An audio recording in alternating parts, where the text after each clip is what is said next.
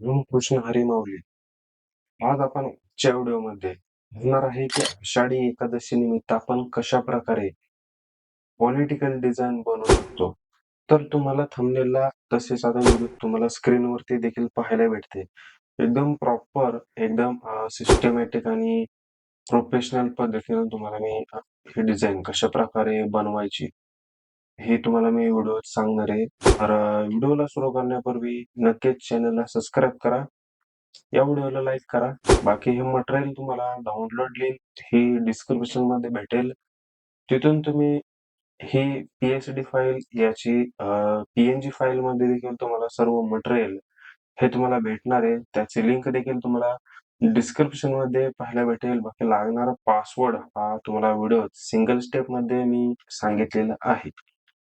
तर 10x12 या size मध्ये या साईजचा रेशो घेऊन आपण ही डिझाईन तयार केलेली आहे. तर अशा प्रकारे व्हाईट बॅकग्राऊंड घेतले, त्याच्यानंतर इथे ग्रेडियंट फिल केलेला आहे, जो की तुम्हाला हा पाहायला भेटत असेल. हा अशा प्रकारे इथे ग्रेडियंट एक फिल केलाय. तर त्याला थोडस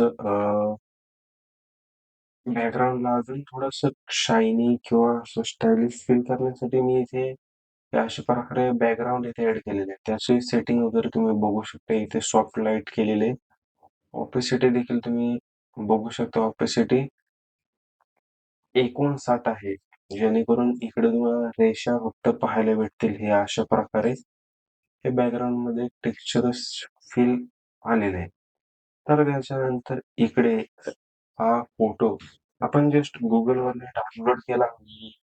इथे आपण आपल्या बॅकग्राऊंड मध्ये हा फोटो ऍड करणार आहे, जो आहे तो म्हणजेच विठ्ठल रुक्मिणी मंदिर पंढरपुरातला हा फोटो आपण आजच्या या डिझाईन मध्ये वापरणार. त्याच्यानंतर इकडे आहेत ते वारकरी आणि या वारकऱ्यांचा देखील वाऱ्यातला हा फोटो, जो की गुगलवरच अवेलेबल आहे, उपलब्ध आहे. तर हा फोटो आपण इथे ऍड करणार आहे. दोन्हीची सेटिंग आपण सॉफ्ट लाईट मध्ये ठेवलेली आहे. एकीकडे ओव्हरले ठेवलेले आहे आणि त्याच्यानंतर इकडे जे विठ्ठलाचे आपण इथे फोटो ऍड करणार आहे. तर फोटोच्या बॅक साईडला, डोक्याच्या बॅक साईडला थोडस एक सनलाइट चा ग्लो येण्यासाठी आपण इथे हे अशा प्रकारे ही लाईट पीएनजी ऍड केलेली आहे.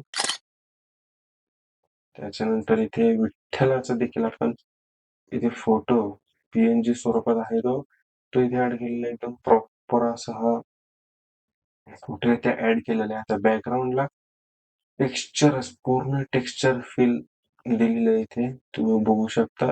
इथे ही लेअर मी फक्त ऍड केलेली, ओव्हरले मध्ये ठेवलेली आहे मी. आणि त्याच्यानंतर इकडे जो आपण विठ्ठलाची पीएनजी ऍड केली, तर त्याची सावली दाखवण्यासाठी इथं ही ब्रशच्या मदतीने मी इथे सावली ऍड केलेली आहे. तर त्याच्यानंतर आता इथे आपण हे टेक्स्ट टाकणार आहे आणि या टेक्स्टला जे आपण शॅडो इफेक्ट हा दिलेला आहे, तर तो इकडे तुम्ही बघू शकता कशा प्रकारे आपण दिलेला आहे. देवशयनी आषाढी एकादशी हा जर तुम्हाला शॅडो इफेक्ट हा जो दिसतोय हा कशा प्रकारे द्यायचा हे जर तुम्हाला माहित नसेल तर कमेंट करून नक्की सांगा. मी तुम्हाला या टॉपिक वरती देखील नक्कीच एक पूर्ण सविस्तर अशी व्हिडिओ लवकरच घेऊन, पण कमेंट करणं गरजेचं आहे. त्याच्यानंतर आपल्या साधे सिंपल मराठीमध्ये पॉपेन्स फॉन्ट यूज करून निमित्त सर्व भाविकांना हार्दिक शुभेच्छा हे अशा प्रकारे टेक्स्ट टाकले. त्याच्यानंतर वरती एकदा परत टाकलं, धन्य माझी भक्ती, धन्य माझा भाव, हृदय पंढरीराव राह तसे. हे अशा प्रकारे मी हे टेक्स्ट टाकलेले. त्याच्यानंतर इकडे इथे फुलांचं एक पीएनजी इथे ऍड केली. अशा प्रकारे बऱ्यापैकी आपली ही डिझाईन तर तयार झाली. तर त्याच्यानंतर इकडे थोडस एक युनिकनेस तयार करण्यासाठी इकडे ही केळाच्या झाडाची ती इमेज इथे मी ऍड केलेली. आणि याच्यात आता आपली ही डिझाईन तर तयार होत झालेली आहे. त्याच्यात मी फुटरा ॲड केला. आता मी यांच्यासाठी ही डिझाईन बनवलेली आहे. तुम्ही ज्यांच्यासाठी डिझाईन बनवताल, तर त्यांचे इथे फोटो, नाव तुम्ही नक्कीच ॲड करू शकता. आणि त्याच्यानंतर